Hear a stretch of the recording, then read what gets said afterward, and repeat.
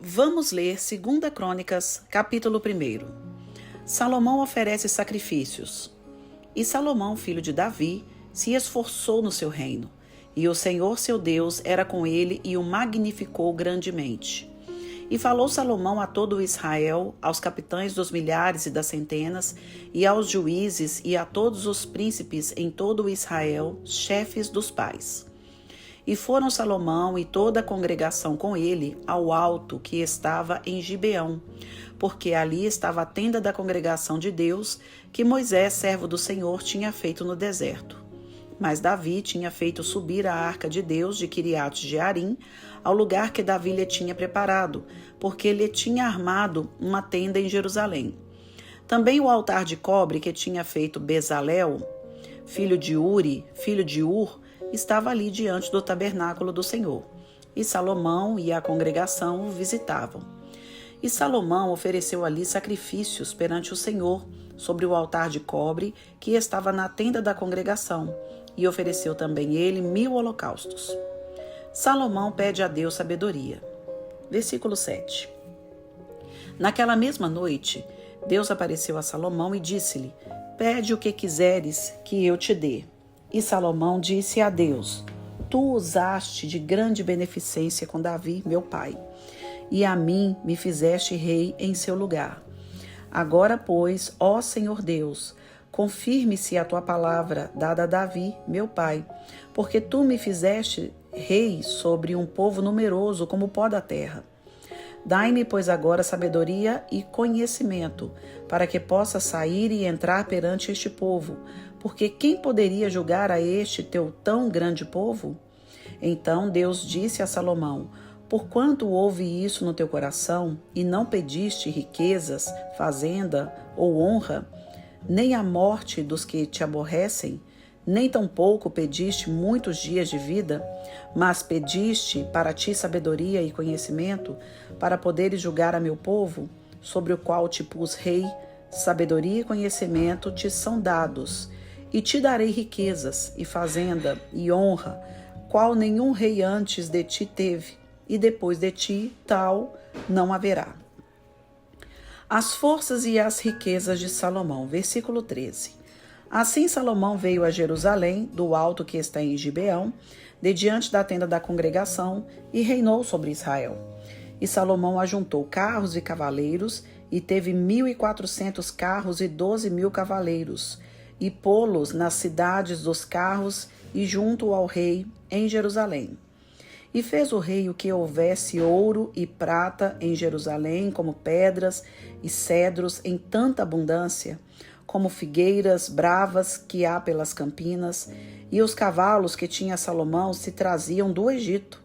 E quanto ao fio de linho, os mercadores do rei tomavam o fio de linho por um certo preço. E faziam subir e sair do Egito cada carro por 600 siclos de prata e cada cavalo por 150. E assim, por meio deles, tiravam cavalos para todos os reis dos heteus e para os reis da Síria. Fim do capítulo 1. Irmãos, eu gostaria de ler as considerações preliminares a respeito de 2 Crônicas, de acordo com a Bíblia de Estudo Pentecostal.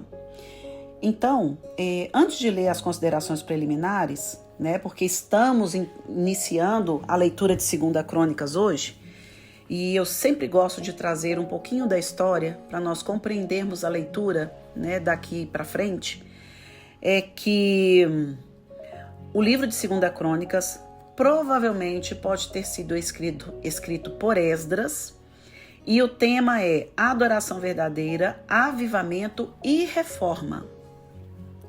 Ele data ali de aproximadamente 450 até 420 a.C. E as considerações preliminares é o seguinte: visto que 1ª e 2ª Crônicas eram originalmente um único livro no Antigo Testamento hebraico,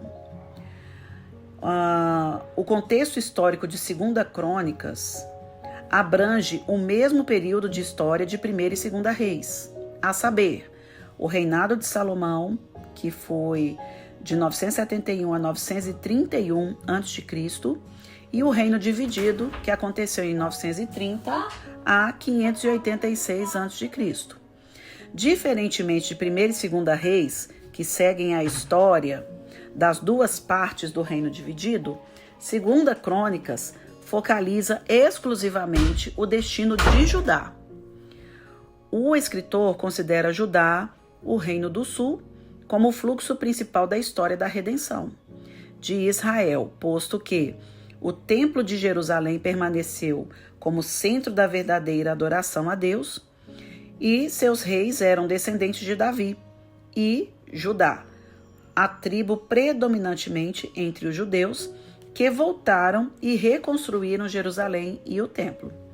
2ª Crônicas foi escrito da perspectiva sacerdotal da segunda metade do século V a.C., quando então o templo, o sacerdócio e o concerto davídico voltaram a ter importância capital. Então o foco de 2ª Crônicas é trazer para o povo que estava voltando do exílio babilônico a história do período de Davi, de Salomão e a divisão do reino, porém num olhar salvífico, num olhar de redenção. E é aí que nós iniciamos a leitura de 2ª Crônicas, já falando sobre Salomão. 1ª Crônicas focou no reinado de Davi, e você que acompanhou a leitura comigo de 1ª e 2ª Reis, você vai se lembrar que Crônicas não trouxe os pecados de Davi, né? A questão da queda da família de Davi, não. Só trouxe a vida de Davi sendo um excelente rei, um verdadeiro adorador a Deus, aquele que tornou a Israel uma grande potência através do nome do Senhor e sempre exaltando o nome do Senhor. E não será diferente aqui em 2ª Crônicas. No olhar sacerdotal, o nome do Senhor sempre será glorificado. Sempre será glorificado. E isso para quê?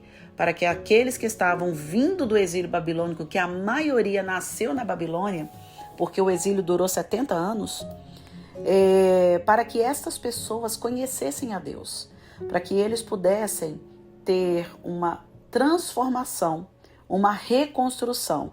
A reconstrução aqui não quer dizer apenas reconstruir Jerusalém novamente, de reconstruir o templo, de reconstruir o muro, mas de reconstrução da vida, de reconstrução de quem eles eram, a quem eles pertencem ou a quem eles pertenciam, né? Que é o Senhor Deus Todo-Poderoso. Eles saíram de uma terra onde se adorava deuses pagãos, onde se comia comidas impróprias de acordo com a vontade de Deus, de acordo com a lei que Deus entrega para Moisés, para tomarem ou para serem reconstruídos de acordo com a vontade de Deus e com as Sagradas Escrituras. Então, 2ª Crônicas, ele vai trazer este relato, vai trazer a lembrança, né? A lembrança daqueles que já conheciam e um novo entendimento para aqueles que estavam iniciando essa vivência aí, através da reconstrução, né? Como eu digo novamente, não a reconstrução apenas da cidade, mas a reconstrução, né, do caráter, da moral, do espiritual destes que retornaram do exílio. Se nós pararmos para pensar, todos neste mundo, independente, todos nós somos peregrinos nesta terra e alguns aceitam a reconstrução na sua vida. A Bíblia fala que o Espírito Santo é aquele que convence o pecador do seu pecado e é aquele que nos traz mudança de vida. Isto é reconstrução, isto é transformação. Mas só depende de nós recebermos, ou só depende de nós decidirmos ouvir a voz do Senhor, permitir que Ele reconstrua em nós o seu caráter, a sua divindade em nossas vidas. Só depende de nós. Todos neste mundo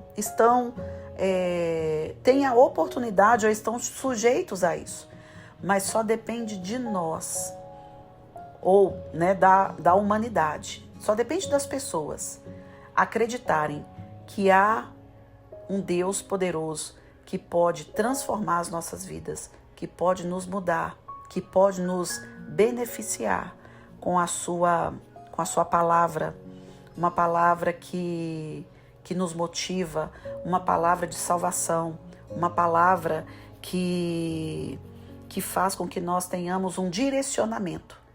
Só depende de nós. Por isso, muitos que ouvem a leitura já se inclinaram ao Senhor, já declararam Jesus Cristo como Salvador. Mas você que está me ouvindo aqui nesta hora, se você ainda não reconheceu Jesus como Salvador, é tempo de haver uma reconstrução na sua vida. É tempo de haver uma transformação. Se não houver a presença do Espírito, nada feito. Como diz lá no livro do profeta Zacarias, capítulo 4, versículo 6, não é por força nem por violência, mas é pelo Espírito, diz o Senhor dos Exércitos. Transformação é pelo Espírito. Mas o Espírito não é dado para qualquer um. O Espírito, ele é dado para aqueles que têm o sangue de Cristo sobre a sua vida. Por isto, é hora de você declarar que Jesus Cristo é o Senhor e Salvador da sua vida.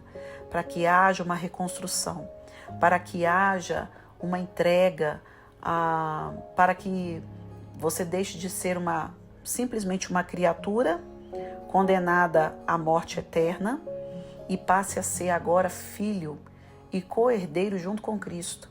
Filho de Deus e co-herdeiro com Cristo. E tendo ainda a certeza da vida eterna. Em nome de Jesus. Amém? Que Deus te abençoe, um forte abraço e até amanhã.